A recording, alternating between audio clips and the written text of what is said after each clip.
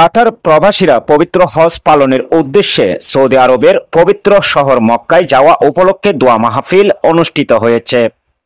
কাতারের মার্কিয়া star of India রেস্টুরেন্টে এই দোয়া মাহফিল অনুষ্ঠিত হয়। পবিত্র হজ মুসলমানদের জন্য একটি বাধ্যতামূলক ধর্মীয় ইবাদত। শারীরিক ও আর্থিকভাবে সক্ষম এবং সফরকারীর অনুপস্থিতিতে তার পরিবার নিজেদের ভরণ পোষণ করতে সক্ষম হলে সকল প্রাপ্তবয়স্ক মুসলমানদের জীবনে অন্তত একবার হজ করতে হয়। পরিভাষায় হলো সৌদি আরবের পবিত্র শহর মক্কায় অবস্থিত আল্লাহর ঘর কাবার উদ্দেশ্যে করা একটি সফর। কাজী আরিফুল ইসলামের সঞ্চালনায় দোয়া মাহফিল অনুষ্ঠানে বক্তব্য রাখেন আব্দুল কাদের, মোহাম্মদ মুসলিম উদ্দিন, আবু বকর সিদ্দিক সহ আরো অনেকে। এ সময় বিশ্ব মুসলিম উম্মার শান্তি কামনায় দোয়া করা হয়।